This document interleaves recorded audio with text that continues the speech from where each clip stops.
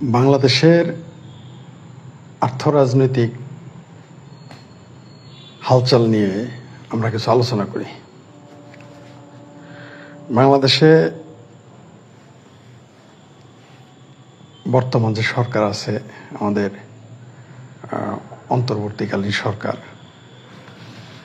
Interim government, বা এটাকে কেউ কেউ দুষ্ট লোকেরা বলতেছে ইনফ্লুয়েঞ্জা গভর্নমেন্ট। যাই হোক, আমাদের সরকার তো সরকারি, তাই না? আমরা চাই আমাদের দেশ ভালো থাকুক। এখন আমরা একটু আলোচনা করি, দেখি আমাদের দেশ কতটুকু ভালো আছে, কেমন ভালো আছে, কিভাবে ভালোর দিকে যাচ্ছে। আমরা একটু দেখি আজকে আর গতকালের নিউজগুলো আমরা যদি একটু পর্যালোচনা করি, তাহলে আমরা দেখতে পারবো যে আমাদের দেশের অবস্থাটা কি। আমরা জানলাম যে আজকে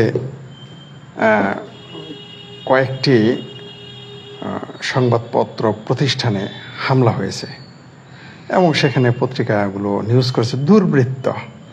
লাইভ দেখা যাচ্ছে, ভিডিও চলে আসে, তারপরেও যদি বলে দুর্বৃত্ত, তাদের পরিচয় না দেয়, তাহলে সমস্যা। আবার শুনলাম যে ছাত্ররা নাকি বলেছে, তথাকথিত বৈষম্য বিরোধী ছাত্রনেতারা নাকি পক্ষ থেকে বলেছে, তথাকথিত বললাম বলে জানি অনেকে চেতে যাবেন, আপনার চেতলে ওটা আপনার ব্যাপার। আপনার কাছে ৭১ গন্ডগোলের বছর হইতে পারে, আর আমার কাছে এই ২৪ সালের তথাকথিত মার্কিন যে চক্রান্ত, সেটা কি তথাকথিত বৈষম্য বিরোধী হতে পারে না? আন্দোলন হতে পারে না? হতেই পারে। বৈষম্য বিরোধীরা কি করেছে? বৈষম্য এবং কোটা বিরোধী তারা নাকি বলছে। এখন তো আমরা দেখি তাদের গভর্নমেন্টে সব কোটায় চলে আসছে, তারপরে এনজিও কোটায় চলে আসছে, আত্মীয় কোটায় চলে আসছে, বান্ধবী কোটায় চলে আসছে। আমরা তো দেখলাম ঠিক আছে, মানে এরা কোটার বিরুদ্ধে কথা বলে এখন নিজেরাই কোটার মধ্যে চলে আসছে। বৈষম্যের বিরুদ্ধে কথা বলে, আত্মীয়করণের বিরুদ্ধে কথা বলে, দলীয়করণের বিরুদ্ধে কথা বলে, এখন তারা নিজেরাই দলীয়করণ, আত্মীয়করণ করে এখন বৈষম্য বিরোধী নাম দিয়েছে তারা এটা হাসবো না কাঁদবো, মাঝে মাঝে এদের কারবার দেখে বদবায়ু বের হয়ে যাওয়ার অবস্থা। এখন সংবাদপত্রের উপর হামলা। আবার শুনলাম,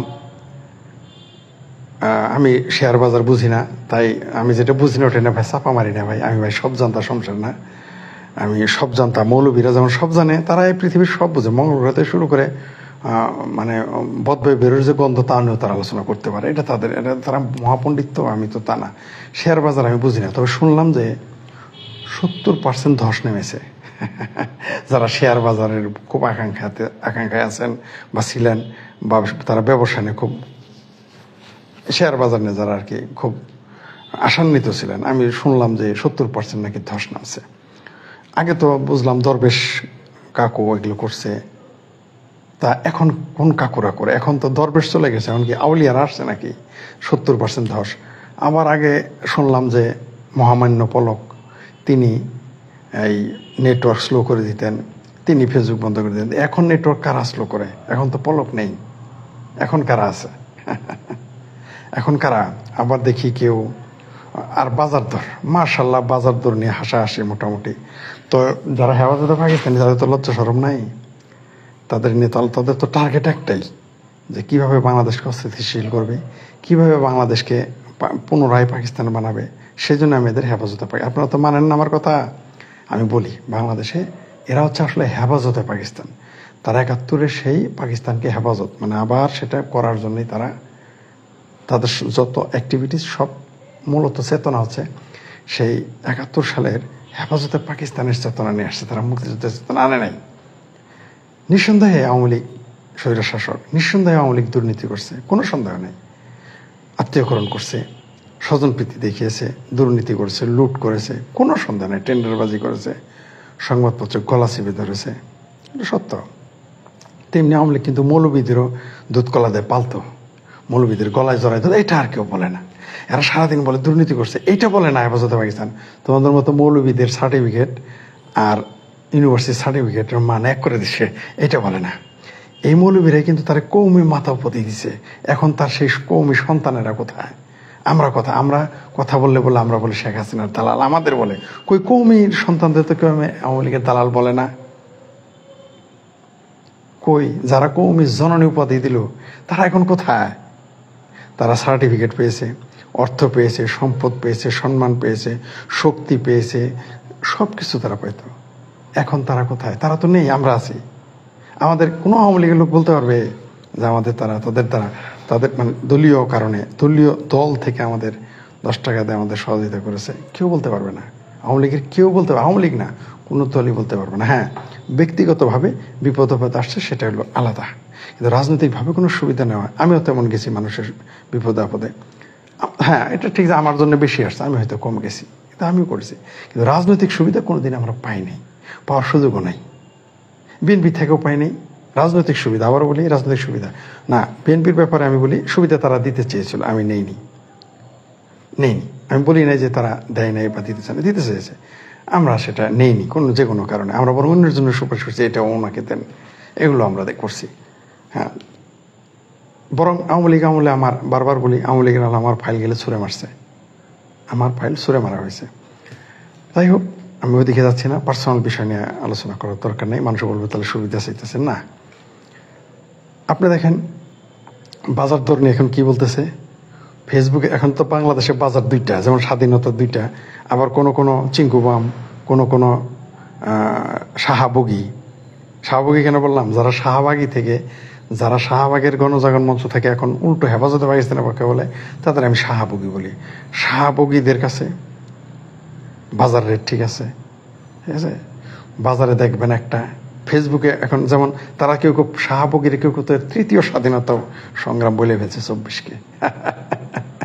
তৃতীয়, এতদিন শুনলাম দ্বিতীয় স্বাধীনতা, এবার তৃতীয় স্বাধীনতা বলে ফেলছে এই শাহবাগীর এবং কিছু চিঙ্কুবাম।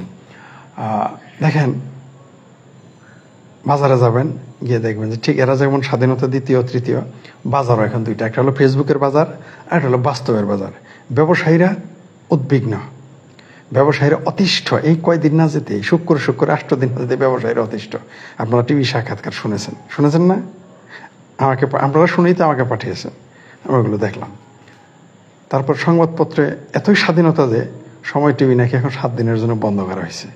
তো এত স্বাধীনতা দেশে সংবাদপত্র বন্ধ কেন? সংবাদপত্রের উপরে হামলা হয় কেন? আবার উপদেষ্টা পরিষদে কেউ একজন বলছেন যে এটার একটা বিহিত করতে হবে, এতে শাস্তির আওতায় আনতে হবে। আনেন, না করছে কে? করেন, আমরা দেখি। আমরা তো চাই দেশ ভালো থাকুক, আপনার দেশটা ভালো রাখেন, আলহামদুলিল্লাহ আমরা বলবো করেন, ভালো করেন, কোনো আপত্তি নেই, করেন। আমরা জানি আপনারা দেশে ভালো করতে আসেন নেই, আপনারা কেন আসছেন আমরা তা জানি। আস্তে আস্তে এগুলো আমরা প্রকাশ করব। আমরা জানি আপনাদের কে পাঠাইছে, কারা পাঠাইছে, কিভাবে করছেন, কেন করছেন, সব আস্তে আস্তে পোস্টমর্টম করা হবে। আপনাদের রাজনীতি, আপনাদের আন্দোলনকে আমরা ধীরে ধীরে সামনে নিয়ে আসবো। জনগণকে আপনি একবারে বেশ কিছুদিনের জন্য বোকা বানাইতে পারবেন, সারা জীবনের জন্য পারবেন না। আপনাদের জন্যও চরম অপমানজনক পরিস্থিতি আপনারাই তৈরি করতেছেন, আস্তে আস্তে হবেন, সেটা আপনারা ভাগ্য আপনারা নির্ধারণ করবেন। ওইদিকে আমি যেতে চাই না। তো আপনারা যদি দেশ ভালো রাখেন, আলহামদুলিল্লাহ, আমার দেশ যদি ভালো থাকে আমার চেয়ে খুশি আর কেউ হবে না। ঠিক আছে, আমাদের দেশ ভালো থাকুক, কোনো কিন্তু ভালো থাকবে না, কারণ এরা তো ভালো করার জন্য আসে নাই, এদের নির্দিষ্ট এজেন্ডা নিয়ে আসছে। অনেকেই বললো যে চাল ডাল এখন 10 টাকা কেজি হয়ে যাবে, দুধের নহর বসবে নদীতে, মধুর নহর বসবে, ইলিশ মাছ হিন্দুদের মানে মালওয়ানদের দেশে রপ্তানি বন্ধ করে দিছে, বাংলাদেশে ইলিশের বন্যা বয়ে যাবে। তা ভাই আজকে কারা কারা ইলিশ খাইছেন আমার একটু জানাবেন কি, কত কেজি ধরে জানাই দিয়েন। যারা যারা খাইছেন আমার এই ফেসবুকের এই ভিডিওর শেষে এই লিঙ্কের নিচে কমেন্ট করেন যে আপনি আজকে ইলিশ খাইছেন। ইলিশের বাজার দর আজকে কত? ওই চাপা দিয়ে গুজব দিয়ে আপনি ক্ষমতা দখল করতে পারবেন, কিন্তু গুজবগিরি করে আপনি ক্ষমতায় থাকতে পারবেন না। আপনি যেই জায়গাতেই চান, আপনারা যদি মনে করেন এই ইনফ্লুয়েঞ্জা সরকার যদি মনে করে আমেরিকা থেকে মান্না সালোয়া আসবে, অত নালে আদেশের না। আমেরিকায় সে তার এজেন্ডা বাস্তবায়ন করবে। আপনাকে 17 কোটি মানুষকে কয়দিন মান্না সালোয়া আমেরিকা খাওয়াবে? আমরা একটু দেখি, আমেরিকা থেকে মান্না সালোয়া আনেন আপনারা। হ্যাঁ, যে দেশের ভারতের ভিসা পাইতে ভারতের পছন্দিদা গভর্নমেন্ট থাকতো, ভিজিট ভিসা পাইতে লাগে 1.5 মাস, মেডিকেল ভিসা পাইতে লাগে 10 দিন 15 দিন। আপনাদেরকে আমেরিকা নিয়ে যাবে বহন করে করে না? আপনাদের হাতিতে করে আকাশ দৌড়ে আমেরিকা নিয়ে যাবে। হ্যাঁ যাবে। কাকে? ওই ইন্টারিম গভর্নমেন্ট, ইনফ্লুয়েঞ্জা গভর্নমেন্টের যে কয়জন, এই কয়জনকে একদিন পালিয়ে, মানে এরা তো পালাতে হবেই। আপনারা লিখে রাখেন, এই ইনফ্লুয়েঞ্জা গভর্নমেন্টের যারা উপদেষ্টা আছে এরা কত রদবদল হবে, পদত্যাগ করবে, কাকে ঘেটে ধরে বের করে দেওয়া হবে, তারপরে কত নাটক আমরা দেখবো, আর শেষ মুহূর্তে দেখলে পালিয়ে যাবে এরা। শেখ হাসিনাকে তো বাই ফোর্স পালাতে বাধ্য করা হয়েছে, এদের বাধ্য করতে হবে না। হুট করে সকালে উঠে শুনবেন যে ডক্টর মোহাম্মদ ইউনূস মাশাআল্লাহ কি হয়েছে, তারা খুঁজে পাচ্ছেন কেন, তিনি আমেরিকাতে আছেন, কেন আছেন, বা লন্ডনে আছেন, কেন আছেন, তিনি আর দেশে আসবেন না, এরকম ঘটবে। আন্দোলন, এটা কিন্তু আন্দোলন আওয়ামী লীগ করবে না। আওয়ামী লীগ আন্দোলন করে ইউনূসকে সরাবে না, ডক্টর ইউনূসকে, ঠিক আছে? ডাক্তার না, আবার ডক্টরেট। তো কারণ বিএনপি কোনোদিনই মেনে নেবে না। বিএনপিকে আপনি, এরা বলতেছে রাষ্ট্র সংস্কার করবে। রাষ্ট্র সংস্কার নিয়ে কালকে আলোচনা করব, তাদের এই রাইটস আছে কি নেই এটা নিয়ে কালকে আলোচনা করব। আজকে বলে রাখি, বিএনপি এদের জুতা পিটা করে এই ইনফ্লুয়েঞ্জা গভর্নমেন্টকে, এই ইউনূস গভর্নমেন্টকে, এই এনজিও গভর্নমেন্টকে বাংলাদেশ সংসদের ইউনূস টাওয়ার বানায় ফেলছে, গ্রামীণ ব্যাংকের হেড অফিস বানায় ফেলছে। এই বিএনপি এদের জুতা এদের না হবে, আপনি নিশ্চিত থাকেন। আওয়ামী লীগ লাগবে না, বিএনপি এদের জুতাবে, আমরা তখন দেখবো আর হাসবো। বিএনপি এদের জুতা পেটা করবে। বিএনপির কি পাগলা কুত্তায় কামড়াইছে এই এই ইনফ্লুয়েঞ্জার সরকারকে, এরা 6 বছর সময় দিবে, 6 মাস সময় দিবে এই বিএনপি এই ইনফ্লুয়েঞ্জার সরকারকে। আবার শুনছি এরা নাকি রাজনৈতিক দল গঠন করবে। করোনা বাবা, আজাও বাতি যা, আজাও আজাও আজাও রাজনৈতিক সরকার করো। এই এনজিও গভর্নমেন্টের সামসারা, এনজিও গভর্নমেন্টের আমেরিকার দালালেরা যেদিন বাংলাদেশের রাজনৈতিক দল গঠন করবে, কিভাবে যে লাথি শুধুই খাবে লিখে রাখেন। ওদের যদি মরদ থাকে, ওদের বাবার মরদ থাকে, ইউনূসের যদি বাবার মরদ থাকে, তাকে রাজনৈতিক দল করতে বলেন। এই ছাত্র সমাজ যারা বৈষম্য বিরোধী চাপা মারছে না, তথাকথিত বৈষম্য বিরোধী, তাদের বলেন সংগঠন করতে। কত ধানে হাউ মেনি পেডিতে হাউ মেনি রাইস বুঝতে পারবে। কারণ তাদের কাঁধে এই বৈষম্য বিরোধী, তথাকথিত বৈষম্য বিরোধী ছাত্রদের কাঁধে ভর করে হেফাজতে পাকিস্তান এবং আমেরিকা আস্তে করে ল্যান্ড করছে বাংলাদেশে, এটা আমরা জানি। যদিও সিংকো বামেরা খুব মহা খুশি, এই পৃথিবীতে সিংকো বামেরা সবার আগে বলতো, বামেরা বলতো যে আমেরিকা হচ্ছে পৃথিবীতে যত দেশের রিজিম বদলে আমেরিকার নাটের গুরু, বাংলাদেশে বাদ দিয়ে আর কি না। সিংকো বামদের ভাষায় বাংলাদেশে আমেরিকা কিছু করে নাই, তারাই সরকার ফেলাইছে, তারাই সব বোঝে, আমরা কিছু রাজনীতি বুঝি না। যাই হোক, অপেক্ষা করেন, আগামীকাল আলোচনা করব যে এই সরকারের বৈধতা আছে কি নেই। আজকে এ পর্যন্তই। ওই আবার বলে দেই, মানুষ কিন্তু অস্থির। ওই নতুন নতুন শ্বশুর বাড়ি গেলে খুব মজা লাগে, 2-3 দিন, 3 দিন পার হওয়ার কিন্তু জামাই এগুলো কিন্তু জামাই আদর আছে ইন্টারিম গভর্নমেন্টরা। এই জনগণের কাছে এখন জামাই আদর কিন্তু ছুটবে। 1 মাস না যেতেই ব্যবসার অবস্থা খারাপ, রিজার্ভ নাই অর্ধেক। আবার কেউ কেউ বলে শেখ হাসিনা এই রিজার্ভ ভুয়া বিজ্ঞাপন দিয়ে রাখছিল। ও ভুয়া, আগে বলো নাই কেন? সবচেয়ে মজার বিষয়, এখন আওয়ামী লীগের দুর্নীতির কথা, মন্ত্রীর দুর্নীতির কথা পত্রিকাগুলো একেবারে বীরদর্পে প্রকাশ করতেছে। আমরা জানি ইন্টারিম সরকার যখন থাকবে না, তখন এইরকম ডক্টর ইউনূস এবং তার যে চেলাপেলা আছে, তার যে টিম আছে, তার যে স্টাফ আছে, এগুলো তো তার স্টাফ। এখানে যারা চাকরি, এখানে তো যারা আসছে এগুলো তাদের চাকরি। ডক্টর ইউনূস ওই গ্রামীণ ব্যাংকেরই এমডি মনে করেন, আর এগুলোর চাকরি দিছে, তার স্টাফ নিয়ে সে এখন আসছে। তো জামাই আদর বেশি দিন থাকবে না, এমনি ছুটে যাবে, আপনারা অপেক্ষা করেন। এরা একজনও কি এখানে রাজনীতিক আছে? একজন, এ সিঙ্গেল ম্যান। এখানে যারা ইন্টারিম গভর্নমেন্টে আছে, তথাকথিত তত্ত্বাবধায়ক সরকার, অন্তর্বর্তীকালীন সরকার আছে, এদের কি একজন রাজনীতিবিদ? একজন? এরা তো এই যে বিপিন উরা বা যে গণরিয়া পরিষদের, তার মতো তো বুদ্ধি নাই এদের। রাজনীতি এক জিনিস, দেশ চালানো এক জিনিস, ক্ষমতায় যাওয়া এক জিনিস, বিরোধী দলে থাকা এক জিনিস, আর এনজিও চালানো আরেক জিনিস। এত সস্তা না, অত নালে আদেশের না। এরা নিজেরাই নিজের পায়ে আসার পরে পড়ে যাবে, নিজেরাই। এখানে একটা লোক দেখান তো, সে পলিটিশিয়ান কিনে। লুঙ্গি মাজারের ওয়াইফ এনজিও, রেজওয়ানা আহমেদ এনজিওর, তার যে আরো উপদেষ্টা এনজিওর এমডি ছিল আগে, তার গ্রামীণ ব্যাংকের আগে এমডি ছিল। ডক্টর ইউনূস নিজেই এনজিওর মালিক, ঠিক আছে? ডক্টর ইউনূস কালকে শুধু তাদের রাজনৈতিক বৈধতা নিয়ে বলবো না, কালকে বলবো যে, কালকে এটাও আপনাদের লাগে বলবো যে তিনি নাকি বাংলাদেশে বহু মানুষের উপকার করছেন তিনি সুদখোর না, এই ব্যাপারেও বলবো মাশাআল্লাহ। যারা তার পক্ষে চামচামি করছেন না, কালকে আমার ওগুলোর জবাব দিয়েন জনগণের কাছে। আবারও বলি, এখন এরা জামাই আদর আছে, কিছুই বললেন না, চুপচাপ থাকেন। এই পাবলিক এদের এমন পিটানি দিবে, জুতা পিটা করবে এদের, অপেক্ষা করেন। কেবল তো বাজার অস্থির, চাউলের বাজার অস্থির। টিসিবি বন্ধ করে দিয়েছে গরিব মানুষগুলো। আপনি কি জানেন এই টিসিবি, হ্যাঁ দুর্নীতি হয়েছে, তাদের দলীয়করণ হয়েছে, কিন্তু যারা নিম্ন মধ্যবিত্ত তাদের যে কি কষ্ট, এই এনজিও বাদী ইউনুস কিভাবে জানবে? লুঙ্গি বাজারের বউ কিভাবে জানবে যে 250 টাকার সরিষার তেল বেচে 350 টাকা, 200 টাকা সরিষার তেল তার জামাই বেচে? লালনের গান গেয়ে, আখড়াতে লালনের গান চলে, রাজনীতিতে চলে না। লালনের গান গেয়ে দেশ চালানো যাবে না। যদিও সে লালনের গান গায় না, এটা ভণ্ডামি তার, লুঙ্গি বাজারের।